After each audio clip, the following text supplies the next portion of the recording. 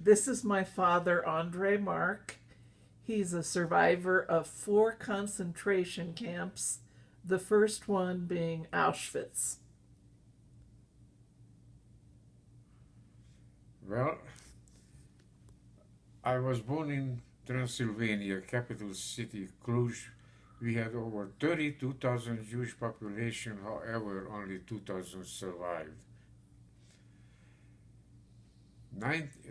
A year later, on the school door, there was a sign posted that no Jewish students can enter the school any longer, and we have to find a private school.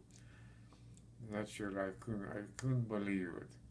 However, I told my mother that maybe things gonna change, but I knew in my heart that it won't change. 1942, the Hungarian government issued an order: all Jewish men aged 18 to 60 must report to the Hungarian army, and my poor father left us all crying. However, just a few days later, he came home, and we were jubilant. We thought, oh, this is marvelous. But then my father said, my darling family, I'm home for one day only, and if I don't return next day, they're gonna kill you all. However, he had a feeling maybe we should have a family picture, and we walked to a Ranka Hungarian photographer, and she took a family picture. And this is the picture, what you see right here. And I will have time. If I have time, I will talk about how I obtained this picture. The year is 1943. They ordered us to line up 10 minutes, and they marched us to the brick factory. There was no shelter waiting for us there, just plain ground, dirty dust. That's all what we had. There was no blankets, there was no toilet, there was nothing. I was able to sign up for the first aids because as a young student I was a Boy Scout, and I learned CPR, and I learned many safety things to help people. My family and I, we all laid on the ground floor without any blankets, without nothing. The weather was very bad, and again, was no rooms to go any place. The year is 1944, early part of March 1944, and a big bang on our door was, dirty Jews, get ready and take your belongings, what you can carry, and they marched us again, like I mentioned before, to the brick factory. From the brick factory, we stayed there for a few months, and then letters came back from a group of people who left the camp saying, "Now, dear family, keep coming. The life where we are going was beautiful. There was room, there was beautiful shelter, there was good food." And then people walk by with this bulletin board and pointing out, they see things gonna get better. However, in my heart, I felt that this is just a story. Finally, our time came, and we marched to the railway station, and they put us, about hundreds of us, in the carol train. What was the carol train? It was strictly for carol, maybe 10, 12 carols. There was nothing lavatory, nothing, just a big bucket, and that's all. They didn't give us no water or food whatsoever, and we traveled over 2 weeks. Finally, we arrived at this beautiful station. I was told it was Auschwitz. There stayed Dr. Mengele with a baton in his hand, and he pointed to the right and pointed to the left. To the right, older people, mothers with school children. On the left side, there was younger people. After the selection, the older people and mothers with the small children, they left us, and I never saw my family again.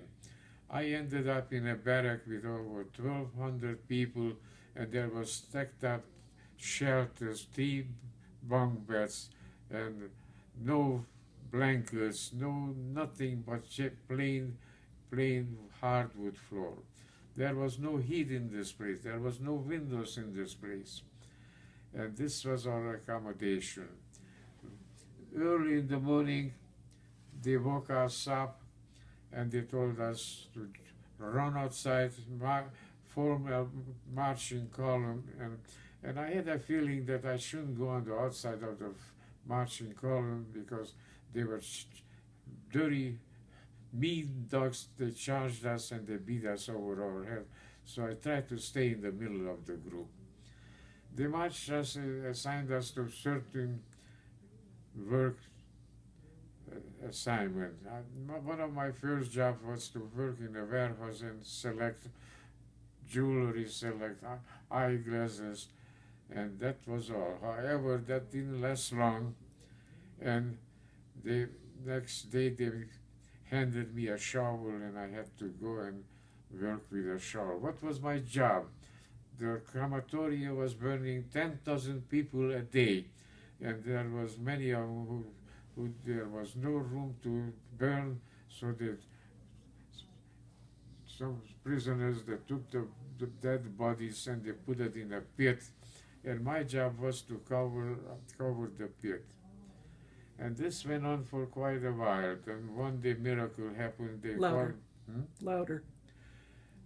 One day miracle happened. They called us on the loudspeaker, all soccer players to step forward. I asked God, what should I do?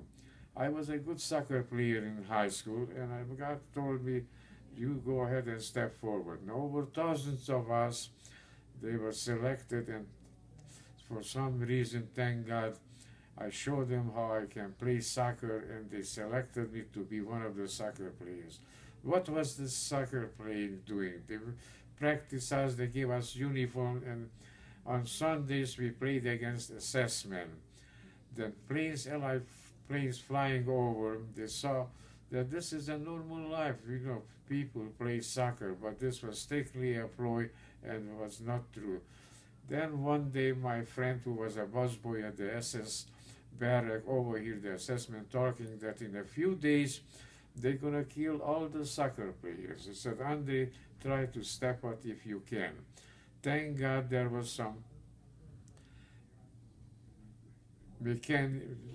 engineers from Bochum, that's an industrial city, and they selected mechanics.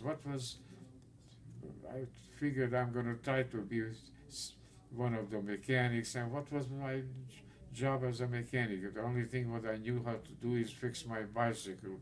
However, they did selected me, and they sent us to Buchenwald. There we picked up additional mechanics, and we flew us to Bochum. Bochum is an industrial city, and we're supposed to manufacture bomb shells.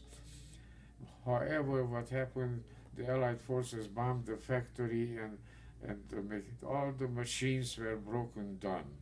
But thank God I was able to speak German pretty well, and they selected me to be one of the running boys to pick up parts in the warehouse.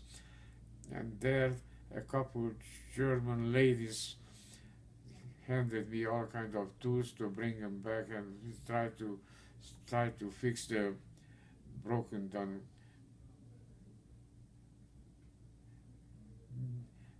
However, I can tell you this much, that in the months I was there, we never were able to fix the machines and to be able to work, and we were not able to manufacture any bomb shells. Then one day the ladies asked me, warum bist du hier? Why are you here? And I told them, einzige schuldig, my only reason I'm here, I was born a Jew. He said, really? We were told that you are all criminals, you are murderers, thieves. I said, no, that's all while I'm here, that I was born a Jew. He said, no, pass off, we will have something for you, but you have to finish it that nobody sees you, because if they catch us, that we give you something to eat, they will kill us. And I thank them very much. But again, nothing lasts forever. The Allied forces were approaching the Rhine River, and midnight they called us out and they formed us marching lane, and they took us back to Buchenwald. They said, "Now don't worry, people, you're going to have a good life in Buchenwald. We're going to give you shower," which we didn't have a shower for months. And we looked forward for shower. As soon as we arrived in Buchenwald, we looked for towels. There was no towels. There was no soap. There was only cold, hot water. Now we took our clothes off naked. They took the shower, cold water, and the ground outside had snow, and they ordered us out. So we stayed naked, lined up for roll call in the snow. It's unbelievable. In this country, if it's cold, people are dressed up. They have top coats, they have shoes, they have pants, they have everything. We didn't have no shoes. We didn't have no underclothes, underpants. We didn't have no socks, just plain wood sandals. Again, nothing lasts forever. And the war was coming very close to us. We could hear actually the bomb shells, we could hear the guns, and the Nazi Germany. I forgot to mention